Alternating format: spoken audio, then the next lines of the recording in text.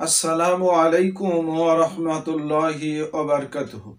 সম্মানিত দ্বীনী ভাই ও বোনেরা, আমি আজকের আলোচনা করব সব ক্ষেত্রে মেয়েদের দোষ না দিয়ে নিজেকে একটু দেখুন। অতীত নিয়ে পড়ে না থেকে বর্তমান নিতে বাঁচুন। এই সম্পর্কে আলোচনা করব ইনশাআল্লাহ তাআলা। তার আগে বলবো, যারা এখনো আমাদের চ্যানেলটি সাবস্ক্রাইব করেননি তাড়াতাড়ি করে সাবস্ক্রাইব করে দেন, বেল বাটনটি অন করে দেন, তাহলে আমাদের ছাড়া ভিডিও সবার আগে আপনার নোটিফিকেশনে পৌঁছে যাবে ইনশাআল্লাহ তাআলা। চলুন কথা আগে না বাড়িয়ে মূল ভিডিওর দিকে ফিরে আসা যাক।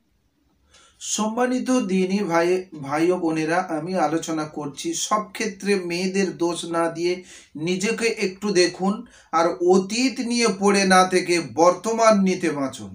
একটা পোস্ট প্রায় আমাদের সামনে আসে যে শতকরা 5 জন মেয়ে খুঁজে পাওয়া যাবে না যে বাসর রাতে স্বামীর বুকে হাত রেখে বলতে পারবে, আমি আজ আপনাকে পবিত্র একটি দেহ উপহার দিলাম, আমি একজন সতী নারী।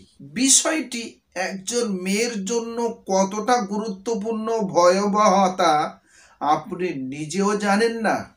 যে সমাজে একটু বয়স বেশি হয়ে গেলে বিয়ে দিতে কষ্ট হয়ে যায়, একটু কালো হলে বিয়ে হতেও কষ্ট হয়ে যায়, ডিভোর্সিতেও বাদ দূরের কথা। যেখানে আপনি কি করে ভাবলেন সে সতীত্বহীন হয়ে আপনাকে বলবে বিশ্বাস করে, আর আপনিও হাসি মুখে তাকে মেনে নেবেন, বা সেই অবস্থায় আপনি স্থির থাকবেন। এটা তো এক প্রকার অসম্ভব, কোনো পুরুষ এটা মেনে নিতে পারবে বলে মনে হয় না।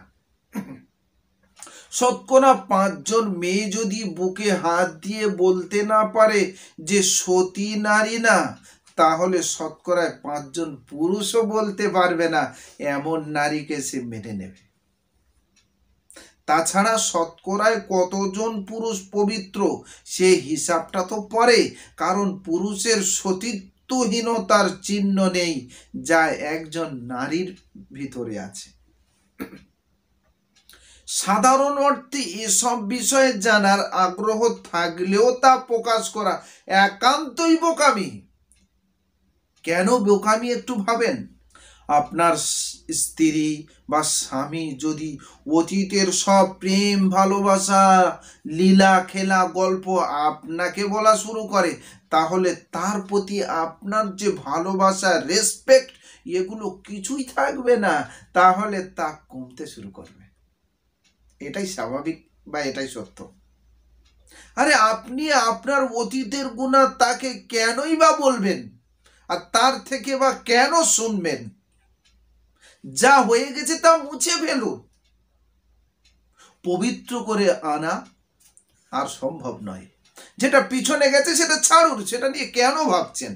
যেটা চলে গেছে সেটা আর ফিরে আসবে না। তাহলে কেন নিজের মধ্যে এই বিষয়গুলোকে নিয়ে আপনি পার্থক্য সৃষ্টি করবেন? এখন সে কেমন দিনদার কিনা, ইসলাম মেলে চলে কিনা, আপনার পছন্দ হয়েছে কিনা, সব দিক থেকে ঠিক মনে হলে আর কিছু দরকার নাই, অতীত ছেড়ে দেন। অতীত নিয়ে যদি আপনি পড়ে থাকেন, তাহলে এক নিমিষেই সব ভালো গুণ বিলুপ্ত হয়ে তার অতীতের সেই কালো আধায়টাই আপনার সামনে ফুটে ভেসে জলজল করতে থাকবে। অতএব আপনি নারী অথবা পুরুষ যেই হোক না কেন, বিবাহিত জীবনে সুখ শান্তি পেতে চাইলে এই বিষয়গুলো অ্যাভয়েড করুন। কারণ অতীত বেশিরভাগ মানুষের জীবনে কালো ও ভয়ঙ্কর হয়ে থাকে, যা সবার জন্য সহনীয় নয়, সহ্য করতে পারবে না। তাই যারা এরকম মন মানসিকতা নিয়ে আছেন, তারা এই ভাবনা থেকে বের হয়ে আসুন এবং সঠিক মানুষ যাচাই করুন। যারা এই রকম মন মানসিকতা নিয়ে আছেন, তারা এই ভাবনা থেকে বের হয়ে আসুন এবং সঠিক মানুষ যাচাই করুন, আর বর্তমানকে বিবেচনা করে কোনো অতীতকে প্রাধান্য দিয়ে নয়। বর্তমানকে বিবেচনা করে তার বর্তমান চরিত্রের দিকে আপনি তাকে নিয়ে সুখ শান্তিতে ঘর সংসার করুন, না হলে আপনার সংসারে সুখ আসাটা অসম্ভব। চলুন আল্লাহ পাক রব্বুল আলামিন আমাদের প্রত্যেককে সঠিক বুঝ দান করে এবং অতীতের কথা ভুলে বর্তমান নিয়ে আমাদেরকে সুখের সংসার করার মতো আল্লাহ প্রত্যেককে তৌফিক দান করেন। আমিন ওয়া আখিরি দাওয়ানা আলহামদুলিল্লাহি রাব্বিল আলামিন। আসসালামু আলাইকুম ওয়া রাহমাতুল্লাহি ওয়া বারাকাতুহু।